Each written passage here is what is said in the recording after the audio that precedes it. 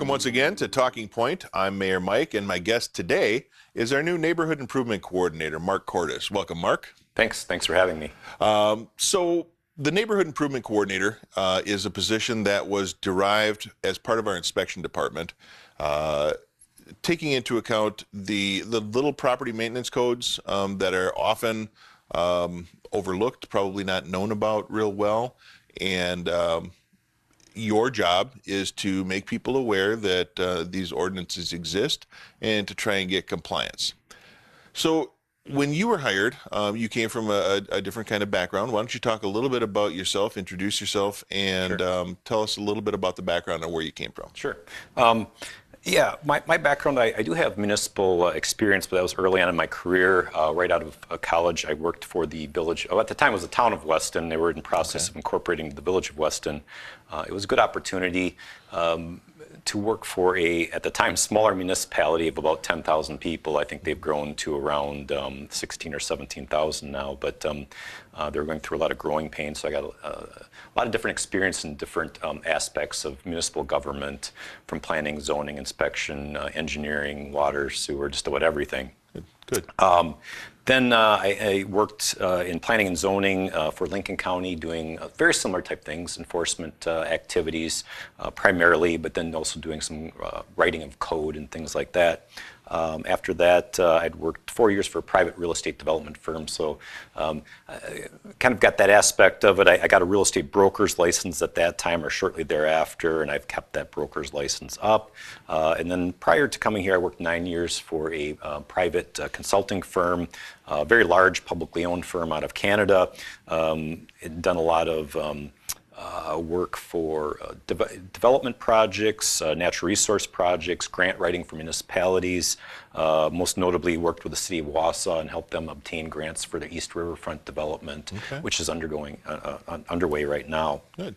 And lastly, I think the one thing that is somewhat unique, I'm also a landlord. I own about 8 rental units myself, so I do understand some of the challenges that landlords have with tenants. Good. And, and it's not just about rental properties. It's really about all of our properties, owner-occupied or otherwise. And just some of the things that the community has decided through our ordinances we want to see almost philosophically. And getting compliance with those. Some of the things that I know are relatively common are cutting your grass or maintaining your lawn frequently, whether that's a natural lawn or a prairie grass type area. Talk a little bit about some of those things. Yeah, so, well, just to take a step back from that and maybe a broader perspective, our ordinance is quite old. It was written in I think the early 70s. Yeah, 73. Yeah. There are several things that need to be updated. Actually, our goal is to update those over the course of the summer with adoption sometime in the fall. Right. As part of that, we're actually undergoing a community-wide survey to gauge the interest of people within the community as to what they deem acceptable and non-acceptable. So one thing you had mentioned is, routine code violations. Grass is one. I would say a very common one everywhere in the city of Stevens Point is people parking on the grass with their cars. And that is not allowed by ordinance. That is not allowed by ordinance. A lot of people don't realize that. So, things like that. Should parking on the grass be allowed, or should rather than just looking at things from an enforcement perspective, I don't think it's our duty as a municipality to make things worse for people. I agree. Let's take the example of the parking on the grass, and you have, especially in the old downtown core area near campus, numerous properties that have been converted to duplex or rooming houses. When those houses were built, essentially people had one car, right. And now there's 4, 5, 6 cars that need to try to fit in there, and there's just not enough room. So one thing, and it's actually outlined in the survey, and I understand the city council is also considering this, is to allow alternate on-street parking overnight, which again, it's difficult for me to go out and issue a citation or write a notice of noncompliance to somebody when knowing there really isn't a solution to the problem. So I think part of this is exploring our ordinances, seeing what works, what doesn't work, what the people in the community want to see what's acceptable to them. And then perhaps, because Stevens Point is so diverse, you have the core downtown area, you have newer kind of suburb type development, larger lots that don't have the same issues as you have downtown. So the survey is also broken up based on the overall view of Stevens Point as a city as the whole, but also on a neighborhood basis, because people may consider the issues much different in their neighborhood than they do on the whole, Stevens Point as a city as a whole. Right. And, it goes deeper than that, too, because it's very difficult to define some of the things that are acceptable and aren't. I use an example. In my neighborhood within 3 blocks of my house, we have RVs, over 24 feet, I would say. I don't know exactly, but less than 30, probably under 24. Very similar in nature. One is stored very responsibly. That person clearly takes care of their property and takes pride in that property. They store it on concrete. They take good care of it. It's in good repair. On the same token, the similar vehicle, in this case the pull behind, is stored off to the side. Mudded ruts, the grass is dead all around it. It's clear that they use this vehicle maybe once or twice a year. They don't take the same pride in it. It's often dirty, not cleaned up. It looks poor. So to say that it's okay to do this for one person but not the other is very hard to define. They are both parked. In this case, one is on a hard surface, the other one is not. But even so, I would say that even if the other one was on a hard surface, the fact that it's not well maintained and it doesn't look good from the road could be problematic, hard to define. If you're having it in the garage or in the backyard, people don't have to see it. The neighbors driving by, walking by, don't see these things. It's less of an issue. But the challenge is getting people to be responsible with their properties.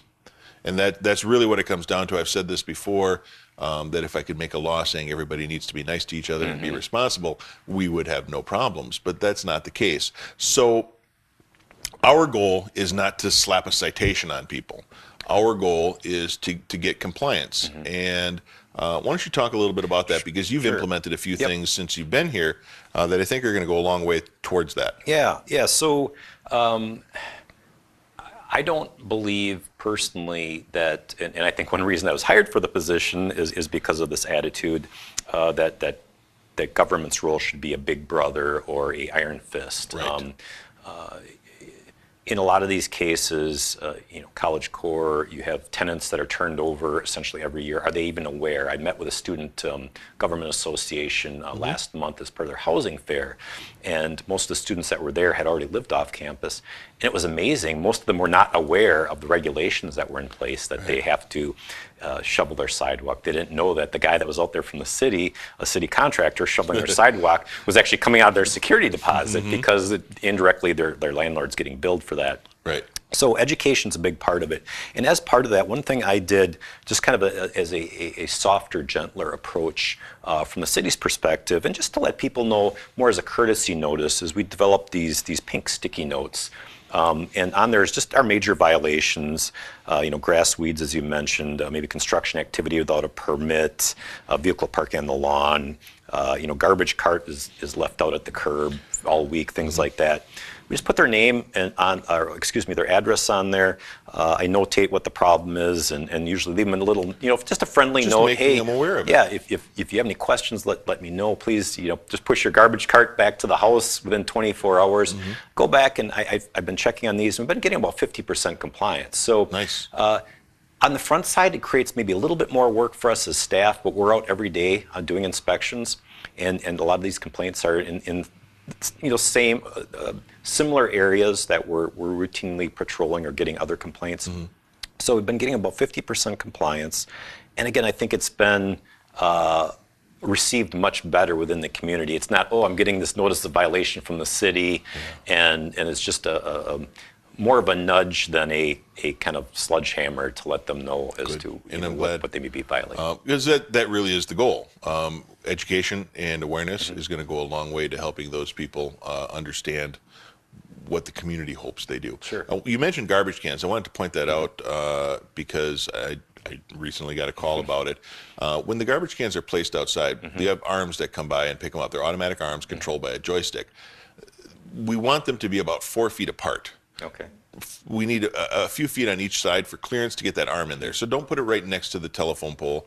Don't put it next to the other garbage can or the recycling bin. Allow a couple of feet on either side of that bin so the arm can come in there, and it makes it a lot easier for our drivers too. They don't have to be quite as precise with that joystick movement of the arm. And I got a complaint about that recently because their garbage wasn't picked up because the cans were too close together and they couldn't get the arm in there. Okay. We tell our drivers, our goal with those mechanical arms is to reduce the amount of manhandling that needs to be involved with those carts and reduce our injuries, our workman's compensation claims. And we've been very successful with that.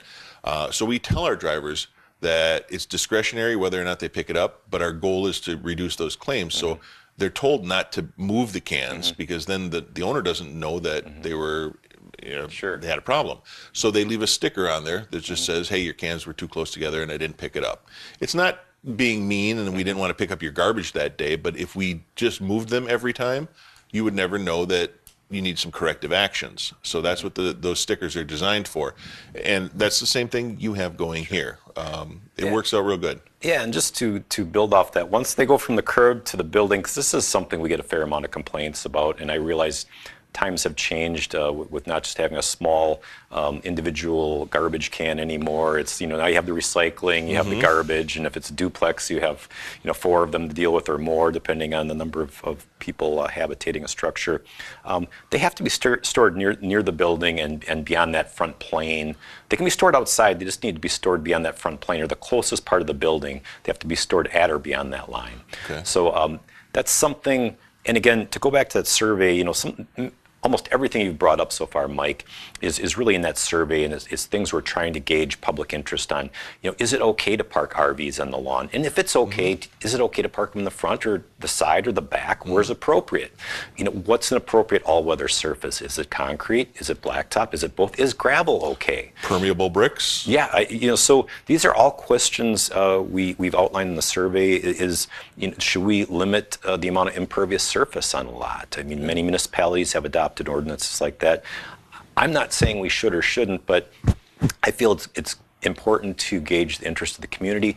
As well, City Council, Mayor, I'm sure when you're looking at adopting these ordinances, these survey results are going to be very important. In a previous job, again, worked as a private consultant and worked on several new ordinance implementations, and these were primarily for lake districts. They were dealing with water use activities and things like that were pretty restrictive, and we got a very good turnout at these meetings, and it usually involved DNR and a warden and things like that. But the one thing I learned was it was very easy for these district boards to look at the survey results because they usually weren't 50-50. It was usually pretty well skewed. But on top of that, and there was one in particular that sticks to my mind. It's something that's fairly new. It's called Wakesurfing, where a special boat's used, and a wake is created about 8 to 10 feet tall. Really? And it's causing a lot. It was causing a lot of erosion on this lake. So they're looking at regulating it. Well, there was 2 people that lived on the lake that participated in this, but when we sent out the survey, it was about 90% of the people were against this type of activity, but the 2 people that showed up brought all their friends, so it seemed like there was a lot of support for this type of activity on the lake, when in actuality the survey results were dramatically different. So it kind of takes a little bit of that skew out of things. You may have a couple of people that show up at a meeting, they're very vocal about something, but in general, when you look at the results from a community basis, you may see a much different picture. Well, and this survey is nice too because it's online. You can take it at your leisure. Think about it. Read through the questions.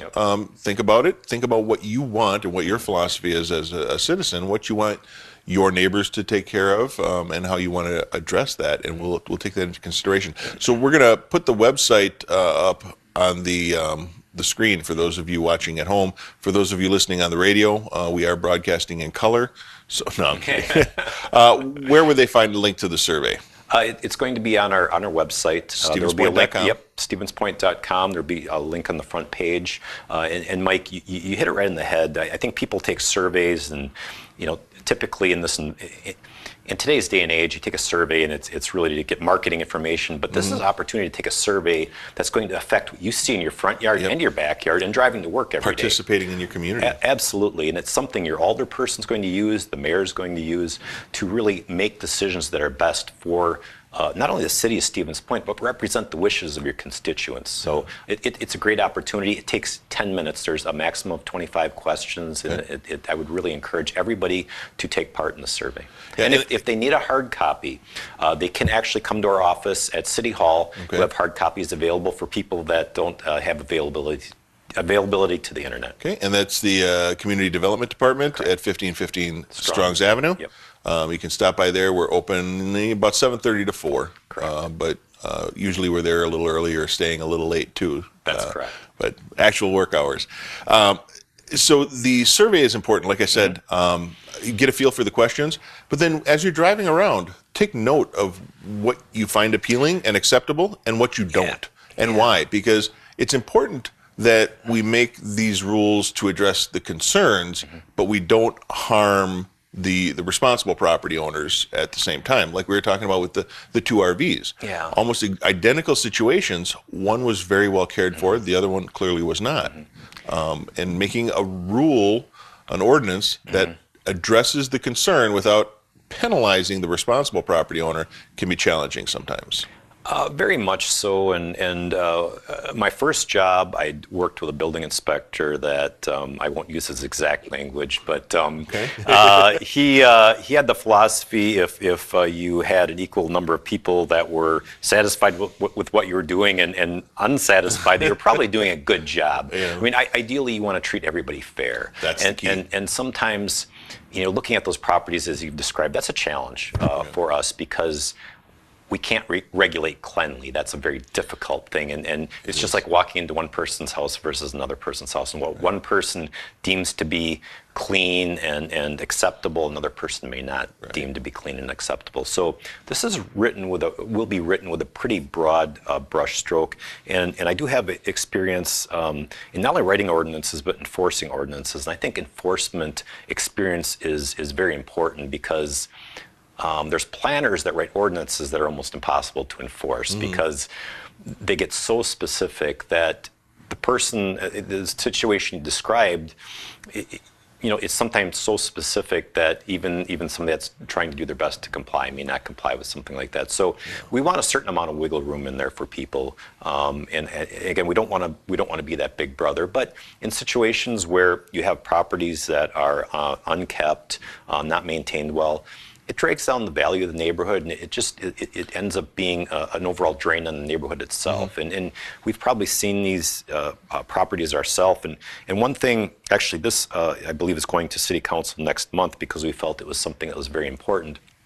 There's nothing in any of our ordinances now that regulate abandoned dwellings. So somebody can have an abandoned dwelling and just let it kind of get run into the ground, and there's nothing we can really do because we don't. It's not even defined. So we're going to define it. We're going to also look at posting placards on all these dwellings that they've been uninhabited for more than 12 months. They need to be re-inspected by the city prior to habitation because things happen like water lines break, mold, rodents infest these areas. We've had people that are homeless that end up squatting in some of these. So it's an unfortunate situation, but it's something, and it happens for a wide variety of reasons. People pass away or have a divorce, just move out of town and fall off the face of the earth. We've had a few of those, or just any wide variety of reasons. So we're looking at addressing those because those type of blighted properties can really drag down the value of a neighborhood, and we're looking at doing something to address those. Good. Well, let's take a moment and talk about some of the frequently asked questions, I guess, if you will, using some of this to help educate some of the citizens that are watching or listening. Yeah. What are the common ones that you see? I would say, well, first of all, I want to say another thing that's available on our website, and it's available in our office in City Hall. It's just a trifold brochure. It has the most common questions, about parking, garbage cans, as you had mentioned, occupancy. Some of it's tenant related, and exterior maintenance, it's required as far as snow removal. And this is available online in the form of a PDF at stevenspoint.com. We also have it at City Hall in the form of a pamphlet where we'll be working with property owners and really anyone who wants one. It's a good tool for landlords to hand out to their tenants. Students at the beginning of the year, new property owners. As a matter of fact, there was someone new that just moved into my neighborhood or will be moving in early May. I'm going to take one. I had always made a habit of introducing myself, letting them know when garbage day is, and some of the general things that this brochure provides. So talk about that a little bit more.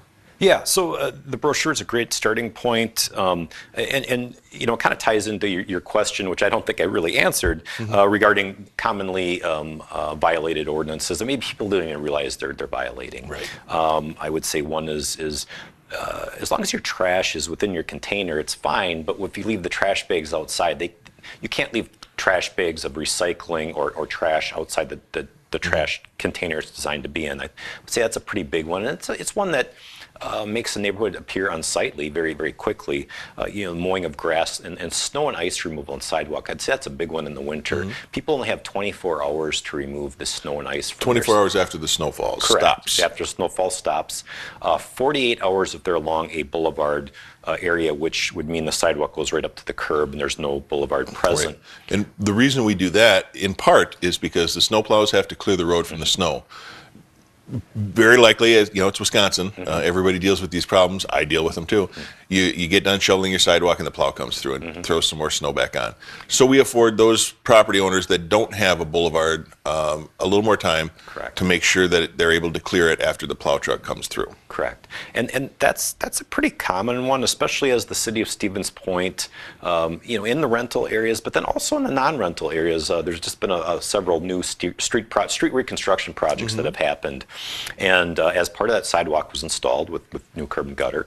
And it's really interesting driving through those neighborhoods. I don't think people realize because they have this new sidewalk that they need to shovel it. Right. So I would say that's something we see very commonly in the winter time. The parking of vehicles on the grass is a big one. I would say the other thing is unlicensed vehicles or inoperable vehicles in the driveway. I think, even if it's on a impervious surface, it has to be operational and or licensed. Currently registered and licensed. Correct. Yeah. So those are probably the bigger ones. Spring is in the air, of course. So everything that Mother Nature left over the snowfall. I know we have dogs, and try as hard as we can to keep up with the dogs when we let them outside. Sure. In spring, you're always going to find a few piles that you missed. It's important that you clean that up for health reasons. But raking your yard, branches, debris, garbage, those things are now very evident now that the snow is gone. So yard maintenance, I think, is a big one.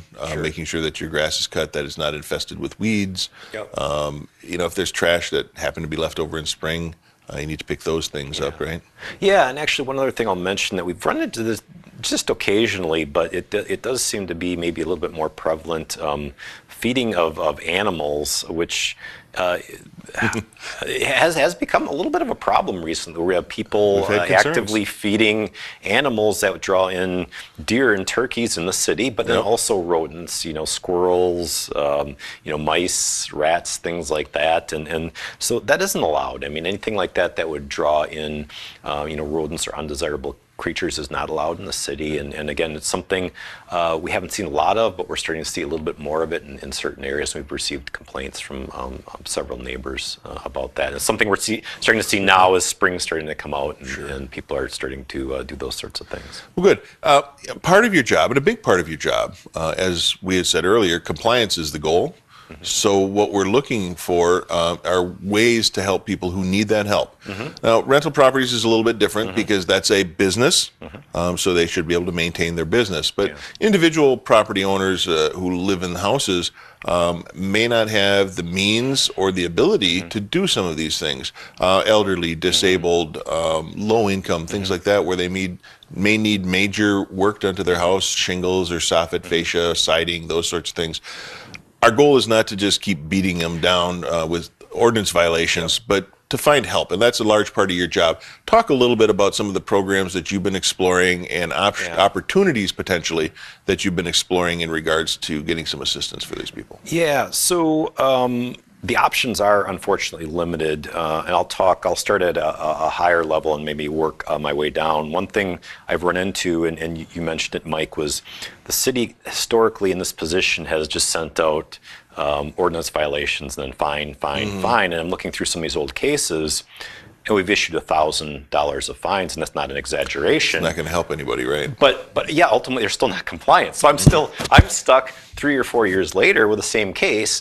The person has $1,000 worth of fines, and the problem's still there. So, and I'll use an example. Just happened a few weeks ago. I followed up on this one, a number of fines, and then they'd actually been issued a citation, went to court. Well, the people didn't show up. They're very elderly. And the lady called me and she says, I'm surprised I got a letter from you. She said, we paid all our fines. I thought we were taken care of. And I said, well, no, you still have to clean up. And her husband had collected, like bikes and things like that. He used to work on them, and now he's so elderly that he can't. I mean, it's accumulated in front of their garage. And so in that particular case, it's something actually the city is looking at. I've talked to the city attorney, and what would happen in a situation like that, if somebody really wanted the city to help them, they could potentially sign a release that the city would go out and procure through a competitive process a contractor to go in there that would do the work, and they would pay that contractor. And if that contractor didn't get paid, it would ultimately get put on their property tax. Right, special assessment. Yes, a special assessment. It's not ideal, but we have people that are elderly. Our experience is there's some people out there that are quote unquote handymen that maybe just take these people's money and don't, and still the problem isn't corrected. Right. So some of these people are genuinely looking for help, and we want to try to help them. To get back to your other question on what's available, we're trying to work within community groups within the city of Stevens Point. Church groups, those sorts of things. Yes, absolutely. There is some money potentially available. I've been talking to Michael Ostrowski, the Community Development Director, about the potential of looking at some sort of matching grant program, like a 50-50 grant program. I know in the past the city has had some money available, and that's it really hasn't been a grant. I think it's just money that has been given out on a kind of, I'm not going to say as needed basis. Right. We've had a few programs over the years for neighborhood improvements. There was a house painting program a few years back, tree planting, facade improvements that we've done. All of those things have been available. Money is tight, just like it is for everyone else. But we've got a lot of community organizations, volunteer groups that are always looking for projects, and part of your job is to help coordinate those. So if somebody's looking for a community service project, you've got a list. Yes, absolutely. And I would say this, again, our job, my job, is not to make their life more difficult. I think anybody that has come in and talked to me will say that I'm really trying to work with them in finding solutions. And that solution may not happen overnight. But we also want to see progress from the person that we're working with. So it is a two-way street. We're willing to work with those people. And if they do have an issue, a problem, please come and see us. I will mention, we talked about a grant program just for briefly, something that would happen on the local level. Having worked as a consultant, I had the ability to work in Hennepin and Ramsey County, which is the metro area of Minneapolis-St. Paul. And they both have programs like that in place. And they've found, they've kind of went down the same road Stevens Point did. They first had a program where they just give money out to people that were in need of it. But then when they went to a 50-50 kind of grant match program, they found much more owner investment because the owner was invested in the project. They would live there longer. They would have more ownership in the property and in the project at the end of the day. So that was kind of their recommendation. Good. Well, I thank you for your time. If someone wanted to get a hold of your office, if they have questions, I know we have our website available, stevenspoint.com. They can find the brochure there. They can find the ordinances there. They can find your contact information there. We'll have those brochures at a couple of places throughout town. And if someone wanted to get in touch with you, what's the best way to get in touch with your office? Me personally, probably email is the best. And that's M. Kordus, Kordus, @stevenspoint.com. My direct line is 715-346-1555. 5'7", I believe, or 5'4".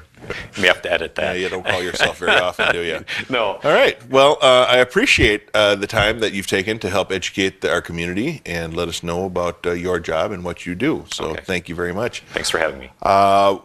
I'm Mayor Mike, and our guest today has been our Neighborhood Improvement Coordinator, Mark Kordus. Until next time, we've been Talking Point.